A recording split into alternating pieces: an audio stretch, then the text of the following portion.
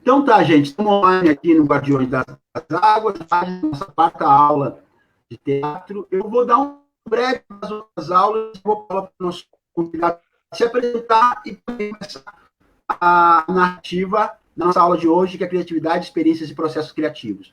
A primeira aula a gente falou muito en passant sobre a ideia da história do teatro ocidental, que é muito en passant, eu acho que tem muita coisa de teatro ocidental que nos interessa, e que na primeira aula não foi suficiente. Foi mais uma linha geral da onde o teatro nasce, as suas linguagens, até agora o teatro da contemporaneidade, que teria como princípio uma das linguagens mais contemporâneas, não por ser atual, mas por estar muito explorada hoje, que é a performance teatral e as suas várias ramificações que o teatro brasileiro está constituindo a partir dessa linguagem. Depois nós tivemos uma aula muito interessante, que é para falar do Augusto Boal, mas quem tomou a cena foi a Cecília Boal, é uma mulher incrível. Ela é hoje uma pessoa que herda um pouco desse arcabouço conceitual, estético e político das ideias do Augusto Boal, né, no teatro do Augusto Boal, e nós vamos falar um pouco de onde nascem todas essas ideias, onde é produzido todos esses pensamentos e onde é criado, de fato, tudo na prática, o teatro do oprimido do Augusto Boal. Na terceira aula, a gente vai falar com a Silva Balestrin, que é uma especialista em teatro do oprimido.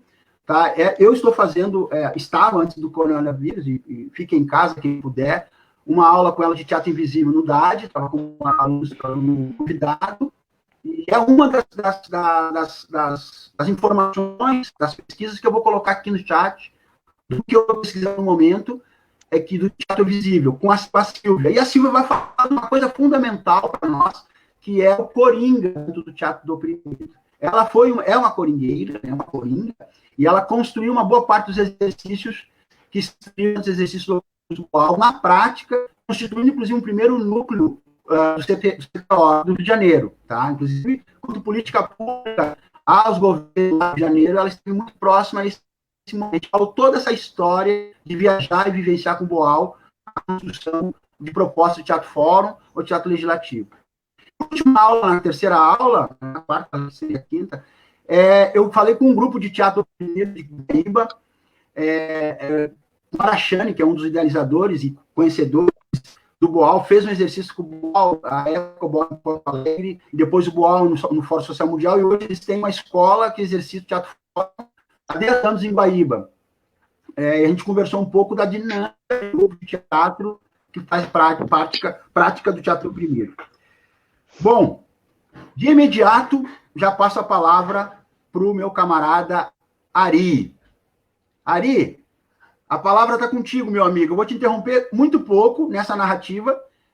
Espero que tu consiga expressar, porque nosso ensaio de ontem foi muito interessante, quando tu contou da ideia criativa e da experiência do Don Quixote. E o processo de apresentações e das várias dinâmicas estéticas que tu constitui para estar apresentando. E nós falávamos, né, Ari? Acho que a tua experiência ela se cabe muito bem num novo momento do teatro brasileiro pós-coronavírus. Por toda a dinâmica que tu vai contar desse texto clássico, dessa aproximação com Cervantes e das várias experiências que tu teve em contato com o público. Então, eu queria primeiramente, antes do Ari, que a Anitta, agradecer muito a Anitta Coronel, ouço falar muito da Anitta Coronel, né, por várias pessoas de São Leopoldo. Agora tive uma reunião, uma pré-pauta com o Wagner Corolano, ele pode me expressar um pouco do trabalho, da história da Anitta Coronel, né, e te agradecer muito por essa aula, muito obrigado por essa oportunidade de estar contigo, te ouvir, a tua história, teus processos, é um prazer, como é do Ari. E quem tem precisar da apresentação, Marcelo não precisa da apresentação da história que o Marcelo tem no Rio Grande do Sul em teatro, mas eu também estou muito feliz que quero ter mais esse contato com o Marcelo, que é difícil o sobrenome do Marcelo, mas quero também te agradecer, Marcelo, sua perseverança em manter um artista que é, sincero que é, da construção, tanto dos jovens artistas que tu consegue, né, dar início nesse processo tão árduo que é o teatro, fazendo teatro numa cidade, na região metropolitana, que é tão difícil fazer. Tá? Agradecer que você se apresente antes de passar a bola para o Ari, por favor. Vou começar a se apresentar, então? Isso, vai, Anitta. Acho que vai tudo, aí passa pro Ari, o Ari já segue. Tá bom, isso. E assim vai no improviso. Bom, então, sou a Anitta. Que bom estar aqui, obrigado pelo convite. Sei lá, fico um pouco envergonhada, assim, de estar nesse tipo de live, assim, desse processo, parece uma entrevista, assim, né, só que, enfim. Bom, falando um pouquinho de quem eu sou, né, eu trabalho com teatro e direção já há 16 anos, tenho formação em TV e cinema, fiz formação em coach agora para trabalhar mais com o teatro e ver o que eu posso ajudar os processos do teatro também com o coach. Então, dirigi uma escola de teatro aqui em São Leopoldo por 5 anos e agora faço parte da direção artística do Teatro Luz e Cena, onde eu dirijo a escola de atores, que a gente começou desde o ano passado.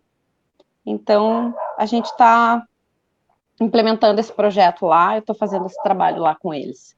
Neste momento é isso que a gente está fazendo, mas neste momento mesmo que a gente está fazendo é isolamento, então fique em casa, não se esqueça. É isso. É isso aí, eu acho que esse recado da Anitta, do Fique em Casa, é extremamente importante. Boa noite a todos e todas, boa noite, Anitta, boa noite, Ari, boa noite, André, é um prazer poder conversar contigo e com os colegas, companheiros de luta e de estrada, né?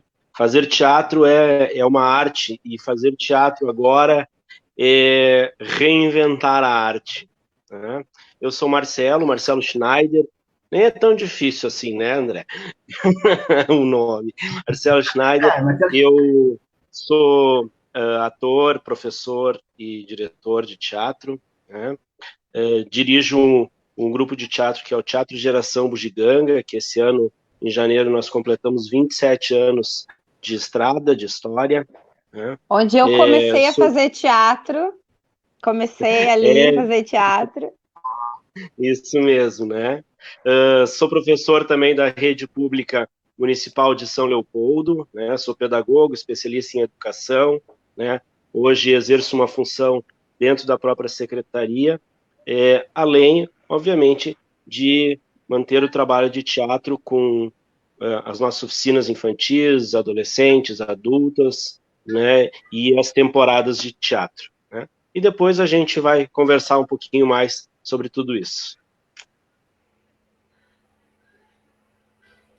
Ari. Boa noite a todos. Sou o Ari Meneghini, do grupo de teatros Quixotescos. Temos 10 anos de grupo. Também sou professor de literatura da Rede Pública Estadual. E é a primeira vez que participo desse tipo de live. Estou um pouco nervoso, né? Mas do jeito, né? E, como disse o Marcelo Schneider, né? A gente tem que se reinventar, tem que reinventar outros tipos de linguagem, né? Dentro da arte, teatro, né? Nesses tempos aí. Então, vamos lá, né? Merda para todos, né? Como diz no teatro, né?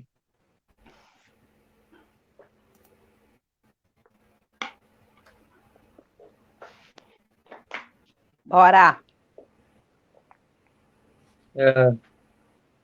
Bom, eu começo, então? Bom, então eu vou falar sobre o teatro do Don Quixote, que faz mais de 10 anos que eu trabalho com ele, né? Com Don Quixote em vários tipos de montagem, né? O Don Quixote é um personagem, né, que traz a questão da utopia, do sonho, né? Da busca de um mundo melhor, né? Nós iniciamos com o formato de teatro de rua, né? Com 4 atores. Daí, além do Don Quixote, tínhamos o Sancho Panza, né? O poeta narrador que linkava com os outros personagens, e o Cavaleiro da Branca Lua. Era um teatro de rua, né? Depois, a formação foi com um músico. Aí foi feito um monólogo mais poético, com a presença, então, de uma trilha com um músico, né, ao vivo, e a partir disso a gente trouxe os textos do Cervantes, mais poéticos, do Don Quixote, né. Em seguida, eu voltei, assim, a sentir uma necessidade de contracenar com outros atores, e aí, então, a gente fez um espetáculo para o palco italiano, né? Aí tinha mais personagens, eram 4 atores, e tinham mais personagens, além do Don Quixote, Sancho Panza, tinha o padre, o Sansão, o Cavaleiro da Branca Lua, a Dulcineia, né? Depois, eu voltei para o monólogo, o Cavaleiro Sonhador. Era um outro tipo de roteiro em que era mais reflexivo, né? Mais reflexivo, mais poético, né? Mais para mexer mesmo com o público, trazendo um pouco daquele sonho, da loucura, do desejo de justiça, desejo de um mundo melhor, né? E aí a gente foi acrescentando, né, nesse monólogo, os poemas do Drummond, né? Também, a partir disso, a gente criou um outro sketch, uma outra peça, um outro Don Quixote, colocando o nariz Don Quixote, usando a linguagem do clown, a ingenuidade, né, e a pureza do clown, trazendo algo mais divertido, para algumas cenas mais divertidas do Don Quixote, né? Nesse Don Quixote clown, né, a gente já estava pesquisando durante anos a linguagem da palhaçaria, né?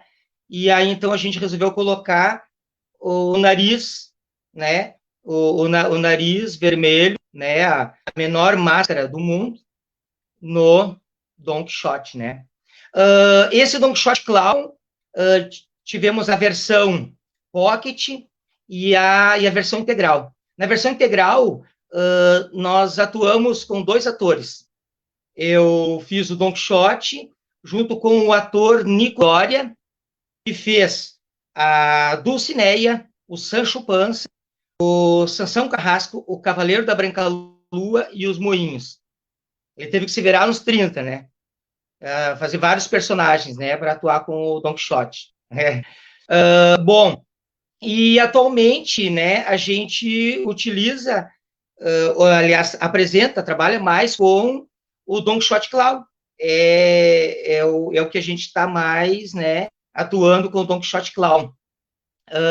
Dentro desse Don Quixote Clown, a gente trouxe aquela ideia da Viola Spolin, né? De se jogar no ambiente, conhecer o ambiente, né? Se colocar no ambiente organicamente, né? De forma intelectual, intuitiva, né? Para apreender bem, né? O ambiente, a ter essa linguagem com o público, né? Dentro do ambiente. Então, a gente apresentou em vários espaços, né? Quebramos também a quarta parede, trazíamos o público como personagem, né? Além de ter a Dulcineia, né, que um ator que faz, nós trazíamos a Dulcineia do público, né, para atuar com a gente. Depois devolvíamos ao público, ao seu lugar lá na plateia, e atuávamos com a Dulcineia do próprio espetáculo, né, o ator que fazia a Dulcineia, né. Então, a gente vem trabalhando com a linguagem do clown no Don Quixote, né. Então, são as várias versões de Don Quixote que a gente montou, né. Não sei, acho que seria por aí, né, que secou a minha boca de tanto falar.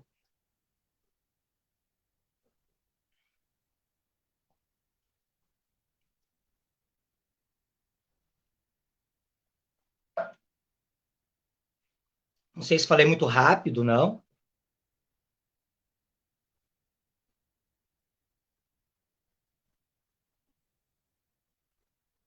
O pessoal está ouvindo?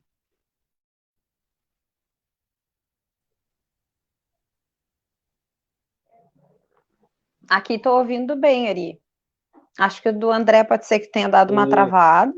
Tá, eu tô ouvindo bem assim também, né? Agora deu aquele silêncio de cena, né? Aquele branco de cena, né?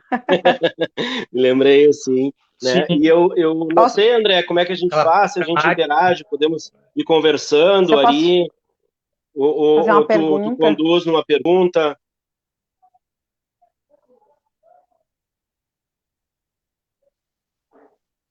É que tranca, a gente não consegue te ouvir. O do André tá bem trancado.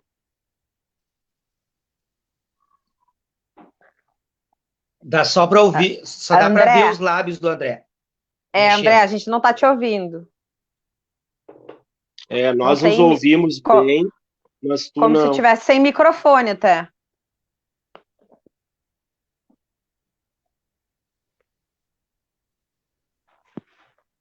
Posso fazer uma pergunta, então, enquanto o André vai voltando? Acho que sim, né? Ô, Ari. Tomando conta da cena. Ah, não, eu Aí.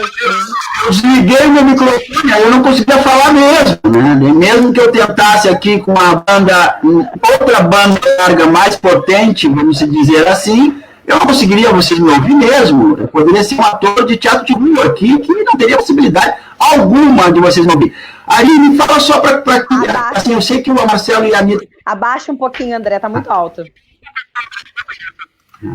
Aí eu tenho uma de teatro de rua agora, né? Fui até o limite. Primeiro ele tentou um teatro invisível, agora teatro de rua.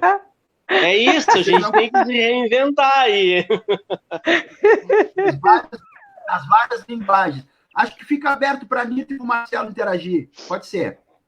Tá, eu quero então saber lá, do Ari. Tinha uma pergunta. Tenho.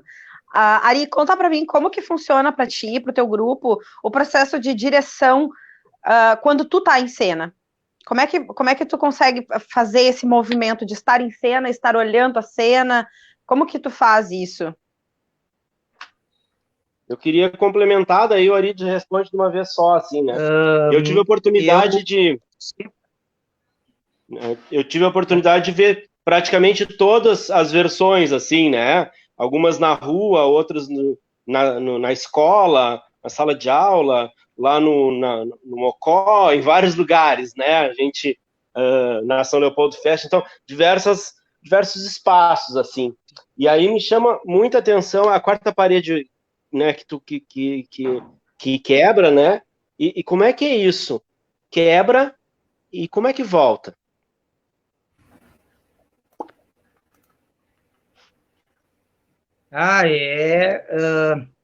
Né, tem que ser desintegrada ali, eu acho, pelo menos, daquele momento, como se fosse outro personagem, daquele momento, e voltar à atuação lá no palco, né? Não naquela... Volta para aquelas paredes anteriores, digamos assim, né? Com o público, né? Tu atua com a plateia, ele é um personagem. Aí tu volta numa outra dimensão, tu tem que fazer um corte ali, né? E a Anitta, não sei se eu respondi como deveria.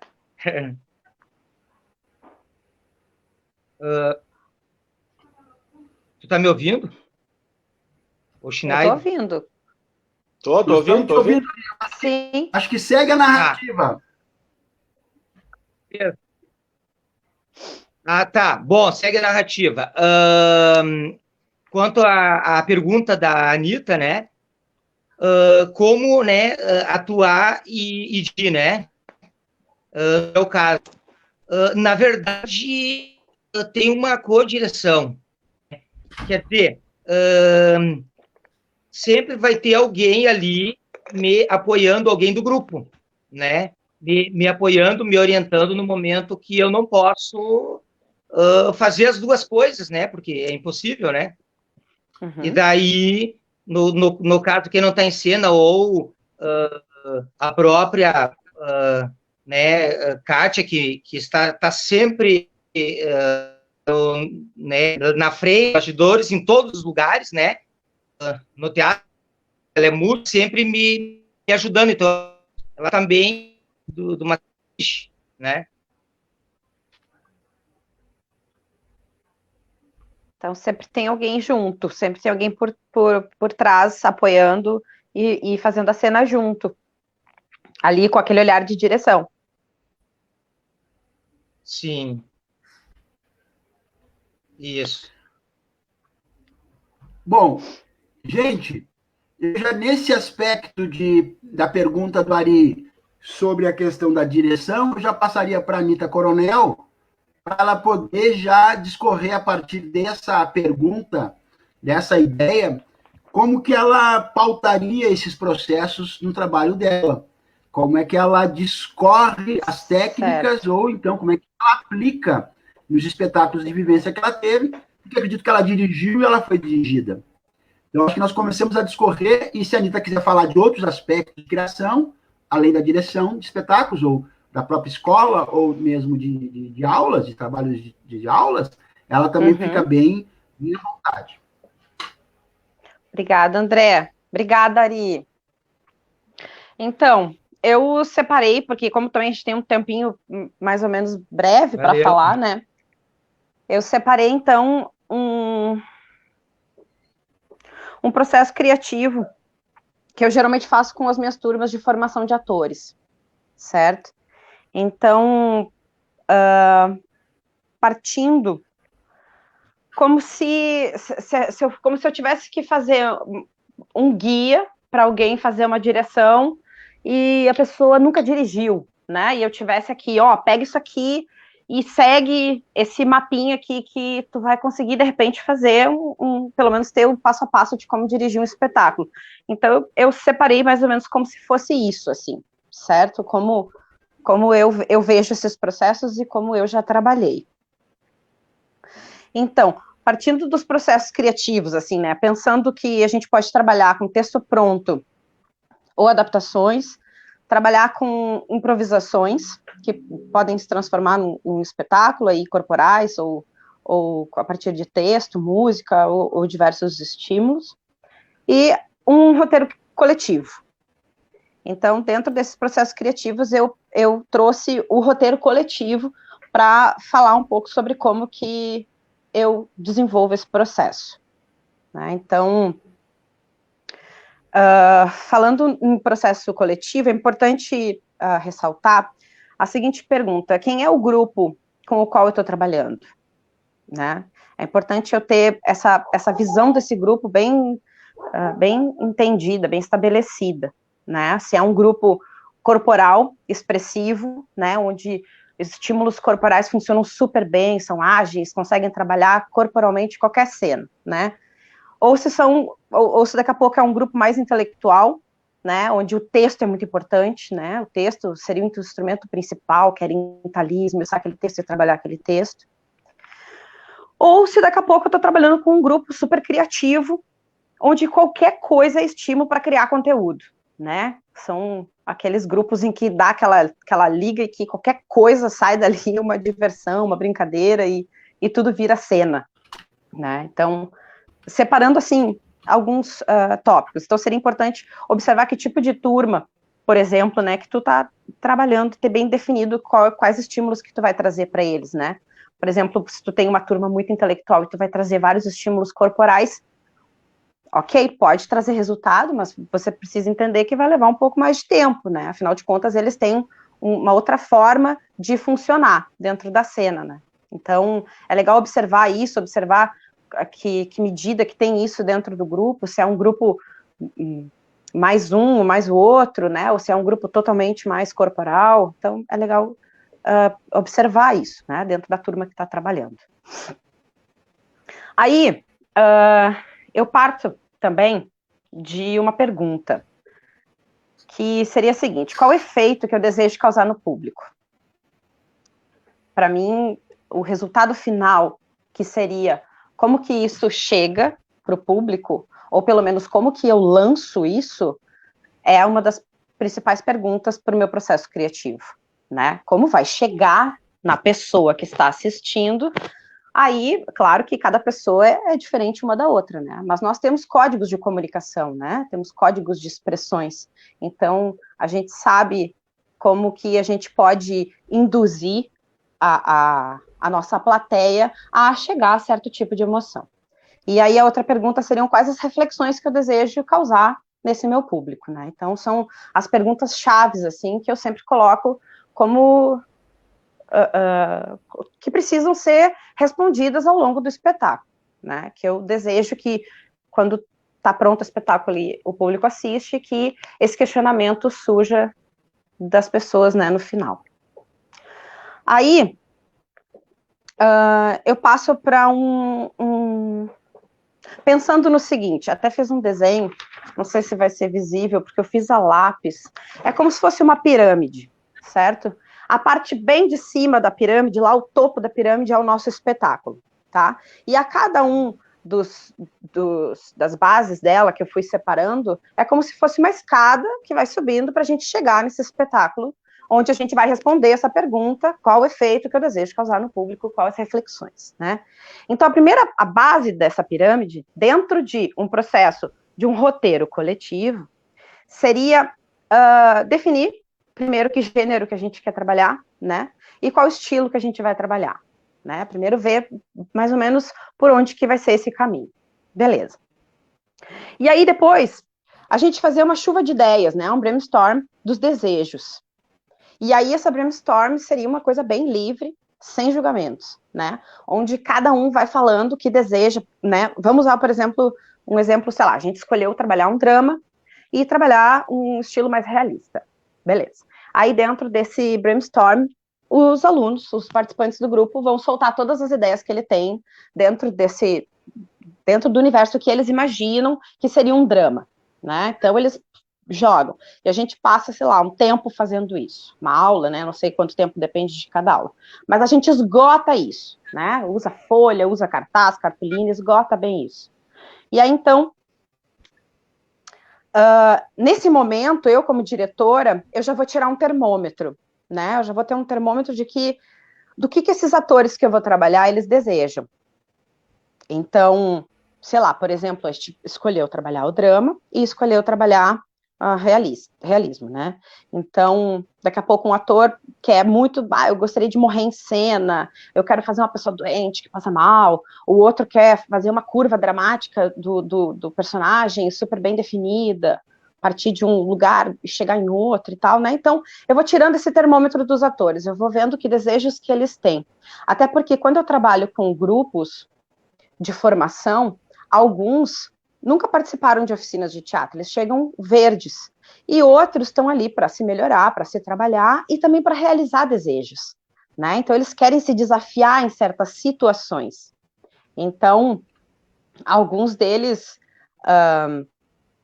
trazem esses todos os questionamentos, né? Então, eu vou observando tudo isso e vou analisando esse grupo que eu vou trabalhar. Aí eu guardo essa brainstorm. Tendo essa brainstorm, a gente vai ter uma ideia do que a gente está querendo, né, mais ou menos trabalhar. Então, a gente vai trazer material. A gente passa a trazer material e aí a gente vai criando o nosso baú de tesouros. Então, a gente vai trazendo imagens, frases, roupas, músicas, textos, né, filme, daqui a pouco, que nos inspire nesse processo. E aí é um processo onde todos colaboram e todos trazem material.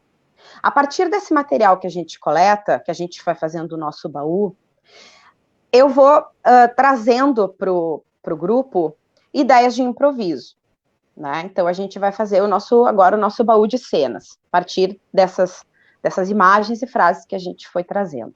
Então, eu vou jogando para ele improviso. Então, a gente, tem essa frase aqui, vamos juntar com aquela música lá, o que sai, né? Então, cada um vou separando em grupo e eles vão trazendo o material. Ali vai se saindo.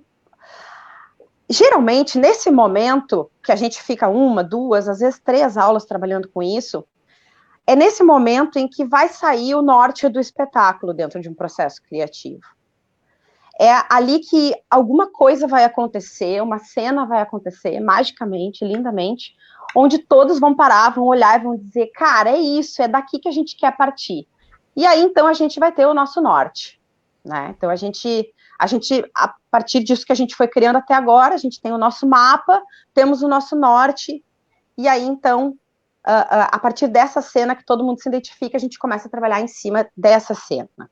E aí a gente vai, de novo, para mais uma chuva de ideias, mais um brainstorm, porque aí a gente vai desbravar esse mapa, né? A gente vai esmiuçar. Então, se a cena é essa, o que vem antes, o que vem depois, ou essa cena é a cena final do espetáculo, onde está essa cena dentro da história que a gente quer contar, com o efeito que a gente quer causar nas pessoas que vão assistir, né? Então, a gente passa a fazer esse questionamento, e aí vem chuva de ideia, chuva de cena, e né? E a gente se joga nisso. E aí, então, a partir dali, a gente vai criar a nossa base do nosso roteiro, né? Esse tesouro que a gente vai encontrar. E aí a gente forma essa base desse roteiro. E aí, a partir dessa base desse roteiro, onde a gente vai ter ali jogado cruamente, mais ou menos, uma sequência de cenas que vão acontecer, a gente passa a improvisar essas cenas nessas sequências de cenas, né? Então, todos participam, todos fazem todos os personagens, todas as cenas, e a gente vai jogando e vai vendo o que vai saindo de conteúdo, anotando, filmando, né? Vendo o que vai se criando dali. Feito isso, a gente já estruturou, né, esse roteiro do início ao fim, ou do início até, sei lá, 85%, às vezes o final, né, sempre fica ali meio nervoso, né, como é que vai terminar, né, ou não tem a primeira cena, enfim, alguma coisinha sempre às vezes fica nebulosa, digamos assim, né, que a gente precisa ir tirando essa névoa. Mas ali a gente já tem grande parte do roteiro. E aí a gente passa para um outro momento, que é sentar, ou, né, eu sozinha, falando de mim, dos meus processos, sento sozinha e escrevo esse roteiro, de cabo a rabo, pelo menos tudo que tem, ou sento com mais 1 ou 2 alunos que gostam de fazer essa parte de roteirização também. Né? Então, a gente passa para essa parte, e aí a gente vai ter o roteiro preto no branco, no papel, né, do início ao fim, com cena, com fala, né, com essa estrutura bem formada, né. Não que daqui a pouco, né, como é coletivo, às vezes as coisas tomam um outro rumo, né, mas a gente vai ter essa estrutura já pronta, né. E aí, depois dessa roteirização, a gente define os personagens, né, aí a gente vou entregar também os personagens, o que cada um vai fazer nesse espetáculo, né, e aí a gente vai para a parte de ensaio, produção e criação de personagem, né, então, a primeira seria a criação de personagem, depois ensaio e produção, né, a partir da entrega do texto já praticamente pronto. Então, depois a gente encontra o nosso espetáculo ali, né, a partir da produção a gente vai chegar no topo da nossa pirâmide, que vai ser esse espetáculo. Então, se eu fosse fazer um guia, assim, né, de dizer como a gente pode construir um espetáculo, eu diria que a gente pode seguir, daqui a pouco, um trabalho assim, né, dentro de um roteiro coletivo. Então, esse roteiro eu já experimentei algumas vezes nas minhas turmas de formação, e eu sinto que o que tem de diferencial nele é porque todos se sentem muito contemplados, né, então, até quando eu vou fazer a divisão dos personagens, eu procuro olhar para aqueles atores e entender e perceber o que eles também sonham, o que eles gostariam de estar fazendo em cena, né, eu acho que muitas vezes pode ser que a gente esteja trabalhando como atriz, como ator, em personagens, ou daqui a pouco fazendo coisas que não é o nosso grande sonho, né, mas a gente tem que trabalhar, tem que ganhar grana e tal, então, no momento de um curso de formação, como eu faço, eu gosto de poder entregar um pouco desses sonhos, assim, sabe, de poder trabalhar um pouco isso, né? Imaginando que fossem as laranjas bem maduras, assim, dá para espremer todo o suquinho deles, assim, né? Porque aí eles estão com muito tesão, estão com muita vontade, querem fazer muito. Então, o resultado sempre é muito positivo, né? Porque tá cheio de desejo, tá cheio de vontade. Então, eu diria que... Diria não, né? Estou dizendo que é dessa forma que eu trabalho. Então, dentro de um processo coletivo de criação de roteiro, eu funciono mais ou menos assim. É isso. Anitta, e eu que usam os jogos, vamos fazer um bate-bola com a Ari, Anitta e Marcelo, e aí termina com o Marcelo, e o Marcelo já descobre a sua parte nessa história de a criatividade, ciências e processos. Começa com a Ari. A Viola Spoller chegou a falar um pouco desse nome, Ari. Os exercícios da Viola para as tuas criações artísticas, para as tuas experiências criativas? Essa pergunta é para o Ari ou para mim? Começa com a Ari, depois vai para a Anitta, depois o Marcelo também responde e já discorre sobre o trabalho criativo e a experiência no processo criativo do Marcelo. Tá.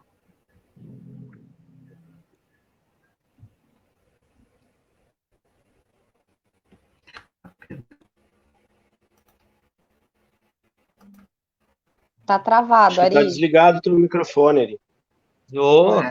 Vai lá, Ari. Eu tô sacaneando, viu? Eu tô desligando o microfone. Oi? Eu tô ligando o microfone de todo mundo, viu?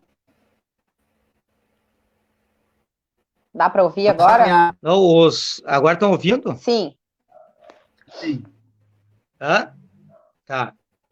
Não, a gente utiliza, já utilizou muitas vezes, né, os jogos de Viola Spolin, a questão do improviso, né, dentro do próprio ensaio, né, os jogos né, para trabalhar com a questão do espaço, do espaço físico, do ambiente, para se jogar, para conhecer o ambiente e se jogar nele, né. Então, foi, assim, muito importante para a gente, né, a forma, a metodologia, né, para se jogar nisso.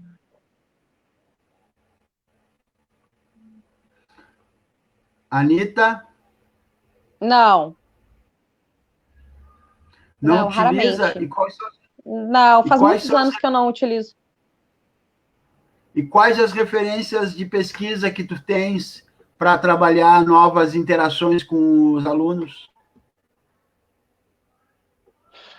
Eu trago uma bagagem grande de trabalhos de cursos que eu fiz, e também eu crio muito exercício. A partir do objetivo que eu quero, eu crio o caminho, né? Então, eu crio o exercício para chegar naquele ponto, né? Então, eu tenho essa... Sei lá, porque dentro de um processo criativo, né? Então, se eu quero trabalhar uma cena, eu vou trabalhando toda uma introdução, eu vou induzindo eles, né? Quase que um PNL, assim, né? Trabalhando na mente deles para ir para o resultado que eu desejo, assim, mais ou menos que eles consigam atingir, assim, né? Então, ou então improvisação bem solta, né? Sem muito o que coordenar, né? Só dou uma palavra, ou dou 2, 3, sei lá, perguntas, e ele tem que responder. Mas eu geralmente crio muito os meus exercícios, assim, então faz muitos anos que eu não trabalho com a viola. Marcelo? Então, sou eu agora, né? Então, boa noite novamente a todos e todas, um prazer poder estar aqui, André, ouvir o Ari e ouvir a Anitta, né?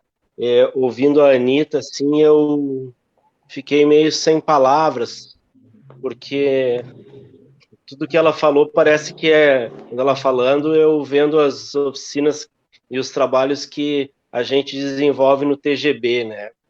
Então, é bastante interessante. Sobre a viola está muito presente no trabalho, no meu trabalho, né, e no trabalho do TGB, né, muito na questão dos jogos. A gente utiliza muitas vezes, eu utilizo o jogo específico da viola, né, como uma experimentação dentro das oficinas, né, o jogo específico da viola brincando com os jogos cênicos com os atores e as atrizes, né, os alunos de oficina, experimentar aquele jogo, de vivenciar ele e de orientar ele, né?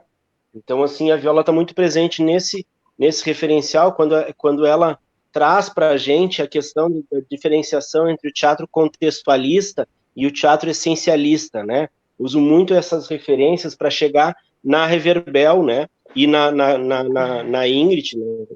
Dela que traz a tradução da viola para o Brasil, né? Nesse jogo do teatro exercício, do teatro brincado, da ludicidade, e depois isso vai estar ali presente muito na Reverbel, e é o trabalho dentro da escola, dentro com as crianças especificamente, não em grupos de teatro, mas em movimento social, em movimento popular, e nas escolas onde a gente faz muito o trabalho, né? Então, essa tradução da Ingrid Coldela, a partir dos textos da viola, e depois, na Reverbel, vamos fazer muita base para o trabalho do Teatro Geração Bugiganga, né? Que vai ter um tripé de referência, né? Que começa aí na viola com a Ingrid e basicamente com a Reverbel, nessa parte mais de teatro e educação, né? E aí nós vamos chegar no Augusto Boal, que vai fazer o trabalho de teatro mais político, participativo, de consciência, e na base educacional, que é o Paulo Freire, né? Ou seja, na questão de tu ser cidadão, né? E aí de ser sujeito da sua própria história.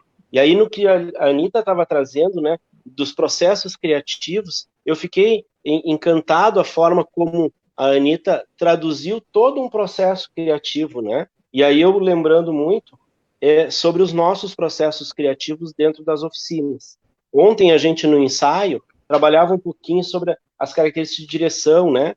E aí eu levantei um pouco da questão do Stanislavski, e muito do trabalho de ator que eu sempre gostei. Hoje eu já não exercito tanto a parte do ator, mas a gente trabalhava muito com Grotowski também. Eu acho que o André deve ter muita experiência da terreira, né? Porque eu conheci o Grotowski quando eu trabalhei com o Túlio Quevedo lá na terreira da tribo, no século passado, praticamente, né? Então, assim, e aí depois a gente, vendo a questão do Boal, né, a partir desse processo coletivo, do processo de participação, né? Eu lembro muito que tu falando com a Silvia e com a Cecília, da questão do espectador, né? Que quer dizer aquele espectador que vira ator, o ator que vira espectador, e todos ao mesmo tempo, né? Numa catarse de fazer o teatro, né? Parte da realidade. Quando a gente teve no CTO, fazendo algumas formações, isso era fantástico de vivenciar, né, esse trabalho de teatro que é essência orgânica e essência do cidadão, a política em si, né? E aí, quando a gente fala política, né, não é a questão política partidária, mas é tu ser cidadão, tu estar atuante na tua sociedade é fazer política. E o teatro não foge disso. O teatro não pode ser simplesmente um entretenimento. Ele tem que mexer com as pessoas. E aí aquilo que o Ari traz muito no processo lá do Dom Quixote, né? Tu mexe com o interior, a alma, talvez, eu não sei se exatamente essa palavra, do ator e do personagem, e tu faz com que as pessoas sintam isso, né? E isso é extremamente importante, porque tu mexe com o interior. E aí, fazendo esse processo, né, tu faz com que a pessoa seja sujeito dessa ação, né? E como é que ela vai ser sujeito dessa ação num processo criativo? Né? Quando a Anita coloca de que é muito do improviso, das coisas que a gente cria na oficina, né? Aí eu tenho um trabalho assim muito presente, né, da ação, reflexão e ação. Né? Ou seja, nós temos quando a gente vai para a oficina, tanto a oficina das crianças, quanto a oficina dos adolescentes, ou mesmo a oficina dos atores, né, mais adultos e profissionais, nós vamos trabalhar com um tema gerador. Qual é o tema gerador? Qual é a ideia que a gente quer desenvolver? A partir disso, nós vamos criando cenas. E como é que tu cria cena? Tu cria cena a partir das tuas vivências, tu vai trazer aquele teu conhecimento. É claro que nós, quanto diretor, quanto professores, temos uma gama de conhecimento, mas quem vai trazer o conhecimento para ser trabalhado em cena é a vivência dos atores que estão, das atrizes que estão participando da oficina. Então, eles trazem muitas ideias, eles trazem muitos argumentos, e a partir disso, né, nós vamos construindo improvisos, improvisações, ações, e essas ações se transformam em pequenas cenas. Essas pequenas cenas vão ser debatidas. E aí, outros colegas, outros companheiros de oficina, de cena, de elenco, vão trazer novas ideias e novas contribuições para que aquela cena, que num primeiro momento possa estar um pouco crua, né, possa ser retrabalhada e colocada novamente na ação de uma maneira em que aquilo que eu pensava anteriormente, aquele meu tema gerador, possa ser traduzido cenicamente na ideia real daquilo que eu quero dizer. Né? Então, esse processo, né, de tu ter a ideia, de ter o tema gerador, né, fazer a ação, refletir e refazer a ação numa constante, buscando os ensinamentos lá do Paulo Freire, é extremamente importante para tu te transformar no sujeito, né, que faz teatro, e não no ator e na atriz que reproduz simplesmente um texto que também tem o seu valor, né? Tanto é que nós temos dramaturgos fantásticos que fazem essa tradução, né, pro espaço cênico. Né? Lembrando disso tudo, eu vou lá na questão que a Anita falou. O tema gerador, ele é trabalhado, e a partir disso a gente vai, se nós vamos construir um espetáculo, construir uma sketch, né, todas essas cenas vão sendo registradas, né? Antigamente a gente registrava tudo no papel. Hoje, a tecnologia nos deixa registrar através da filmagem do celular, o que é muito mais cômodo, mais rápido, e tu não perde absolutamente nada. Claro que depois, para quem vai fazer o roteiro, sempre é um pouquinho mais demorado, mas tu tem todos os improvisos, todos os risos, as tristezas, o choro de cena, e isso tu não perde mais. Juntando tudo isso, todas essas cenas criadas, né, aí esse centro, esse baú que a Anita falava, né, eu visualizo muito como um fio condutor de toda a cena, né, ou seja, o espetáculo vai andar por uma determinada linha, né, que é um fio condutor que vai dar o início, o desenvolvimento e o desfecho, a partir de um tema gerador, e aí a gente chega no espetáculo. Então, e esses processos criativos, eles dependem no teatro e na forma como eu trabalho dentro do TGB, né, e não só dentro do TGB, quando a gente viaja para fazer assessorias a grupos específicos, quando a gente trabalha em salas de aula, com crianças, com professores, com determinados grupos nos movimentos sociais, né, esse processo depende, né, das pessoas. Né, o teatro vivo, ele depende da ação que aquela pessoa seja muito verde, seja mais experiente, seja nova, seja mais velha, seja tendo conhecimento de teatro ou não, mas que ele se jogue. E aí a minha pergunta lá, né, não é o que eu quero com a plateia, mas o que eu quero quando eu vou para uma oficina de teatro. Às vezes eu quero me divertir, às vezes eu quero aprender um pouco de teatro, às vezes eu quero ter um hobby, às vezes eu quero fazer um tratamento psicológico e o teatro me ajuda nisso, e às vezes eu até quero fazer teatro e ser ator.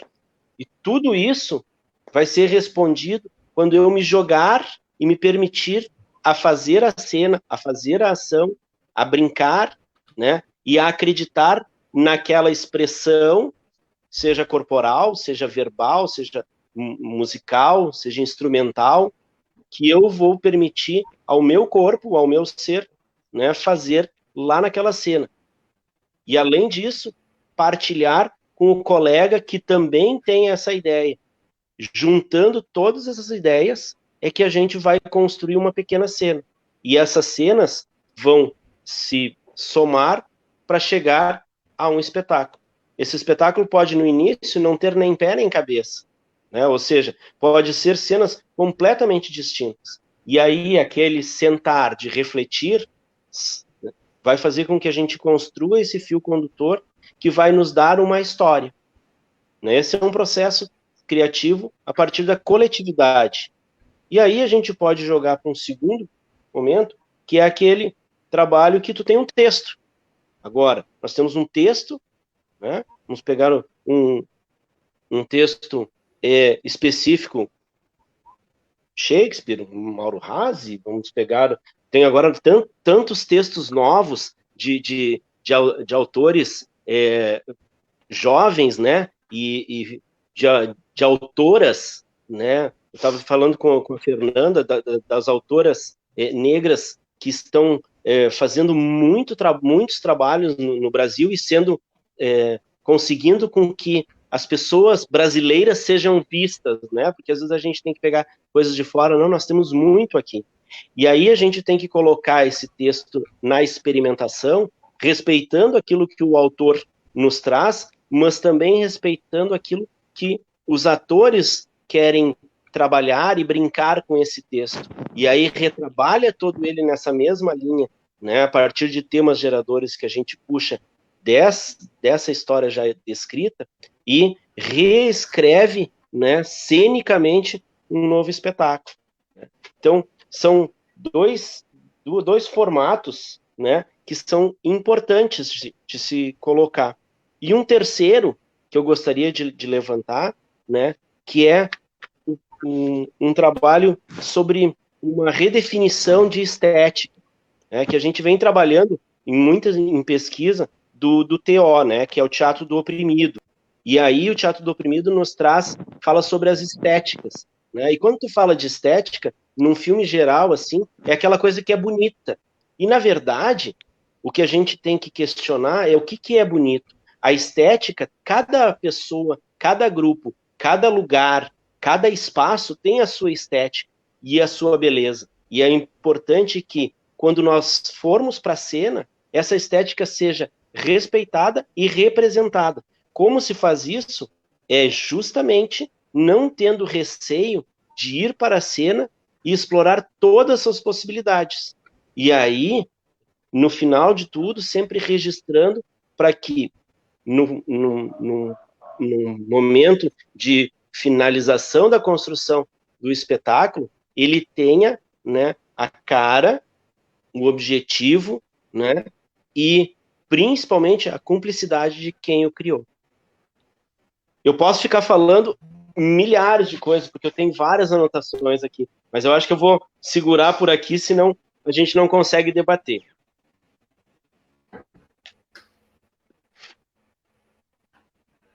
Acho que é por aí.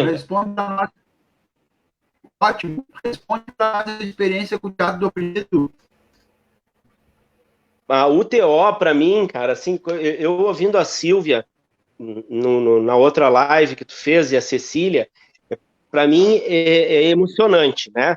Porque o TO, quando eu começo a fazer teatro, é basicamente assim, aquele menino dos anos 80 que descobre que quer fazer teatro, e eu vou fazer teatro, grandes teatros, luzes, cenas, figurinos, grandes teatros, e de repente eu me deparo com um trabalho do movimento popular, onde eu conheço os exercícios e jogos do Augusto Boal, e ao mesmo tempo me deparo com o livro da pedagogia do oprimido.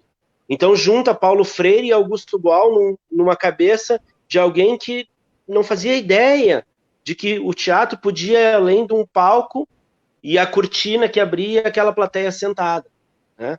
E aquilo me faz descobrir que todas as pessoas, independente da idade, da cor, do peso, todas as pessoas, independente do lugar, podem e têm condições de fazer teatro.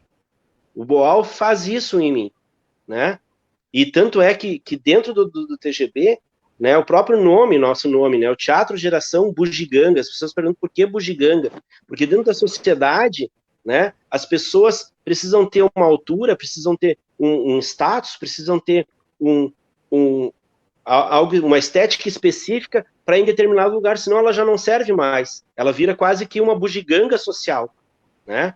E nós, o TGB, justamente abrimos as portas para todas as bugigangas, ou seja, para todas as pessoas que querem e se identificam em fazer teatro, né? Então o teatro é o lugar, mas é a arte. A geração são todas essas pessoas que se aproximam do teatro, e as bugigangas somos nós, que transformamos o nosso corpo, o nosso dia, o nosso espaço para fazer teatro. E aí isso tem toda uma relação com esse respeito à estética que o teatro do oprimido nos possibilita, né? Então, a minha experiência específica do TO vai muito em trabalhar os jogos, em trazer essa importância, né, da essência, né, do ser humano, né, quando faz teatro. Ou seja, quando tu faz teatro, tu te descobre ser humano novamente. Eu acho que o teatro do oprimido nos traz isso, porque ele nos leva à essência do humano. Gente, eu queria agradecer vocês imensamente por essa aula que eu recebi, nós todos que estamos aqui no chat recebemos. Eu queria pedir para vocês uma colocação final. Começamos para a Anita Coronel, que eu já agradeço de antemão, uma pessoa, uma gratidão por estar nesse momento maravilhoso aqui do nosso bate-papo, de dizer que é impressionante a discussão sobre esse processo criativo tão difícil, direção teatral, e conseguisse ser uma maneira exemplar. Parabéns pela tua capacidade de conseguir fazer uma descrição tão assim ímpar nesse processo tão difícil que é o processo da criação artística. Começaríamos com a Anita, depois o Ari. Agradeço, Ari, obrigado. O Wagner foi muito perspicaz, Ari. A te ouvir falar sobre a concepção da personagem é uma coisa importante. Quero te ouvir mais. Acho que tu tens aí uma possibilidade para o teatro brasileiro. Em épocas de coronavírus, talvez nós temos que ser um pouco mais, realmente mais, como nós falávamos do grupo Bartolomeu de pesquisa Teatro Hip Hop, diretor de Brecht Hip Hop em São Paulo, tem mais ritmos otimistas nas apresentações daqui para frente. 5, 6 vai ser as multidões, talvez. E Marcelo Schneider, muito obrigado, meu amigo, por me dar essa esperança que ainda a gente possa fazer um teatro enganjado, de esquerda, comunista, né? Socialista, pensar nas pessoas como seres humanos, não como mercadorias. E eu me considero já, se tu me permitir, uma bugiganga, ou bugiganga. Se tu não me contratasse, mas já estou me desafiando a poder estar sendo uma bugiganga daqui para frente. Marcelo, muito obrigado. Anita, outra palavra. Então, eu só quero agradecer esse espaço de fala, agradecer esse momento. Obrigada ao Marcelo, meu querido mestre, meu primeiro mestre, te honro muito sempre, tu sabe disso.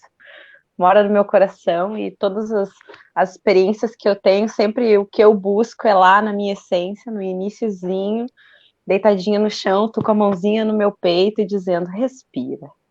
É lá onde eu me recolho quando eu preciso estar em processo de criação ou buscar né, alguma inspiração para o meu ser artista. Então, muito obrigada, André, pela oportunidade. Ari, foi um prazer dividir contigo esse momento. Muito, muito obrigada, gente. E estamos aí, fique em casa e vamos tentar se reinventar, né? Tentar ver o que a gente pode, que caldo que a gente pode fazer sair, né, disso tudo. Muito obrigada por também me fazer pensar, né? Porque eu não tinha parado para pensar nisso assim dessa forma tão clara como daqui a pouco, né? Um guia para dirigir alguma coisa. Daqui a pouco isso pode surgir e se transformar em alguma coisa. Muito obrigada pela oportunidade. Um beijo para vocês. Coraçõezinho. Bom, quero agradecer a vocês. Muito obrigado pelo carinho e pelo respeito. E muito obrigado, Marcelo Schneider, pela observação do ator, do personagem, Don Quixote, que tu falaste, que tu acompanhaste várias vezes. Eu lembro de uma foto nossa lá no Mocó com o professor César, músico, tal, professor e músico. E todos vocês, o André também, pelas observações, a Anitta, muito obrigado. Eu quero dizer uma frase aí que mexeu muito comigo, que é assim, é a partir de uma película espanhola chamada Noviembre. Não sei se vocês já assistiram, que é a arte é carregada de futuro. Alguma coisa assim. Não sei, agora eu acho que me deu um branco, mas é alguma coisa assim. Eu quero agradecer a todos vocês pelo carinho. Não sei, talvez me deu um branco agora. Me emocionei quando falei, mas tudo bem. Seria isso. Obrigado a todos. Fazendo um improviso assim, às vezes acontece, né? A gente se emociona. Eu estava aqui muito emocionado mesmo, né? Porque ouvi a Anitta falar assim, né? Lembro, né? Tive 2 momentos de trabalho com a Anitta, né? Um quando ela era criança, pré-adolescente, e a gente tinha as oficinas do TGB lá no início dos anos 90, né? E era uma espoleta, né? Fazíamos oficina, íamos para a rua, fazíamos trabalho na Independência, né?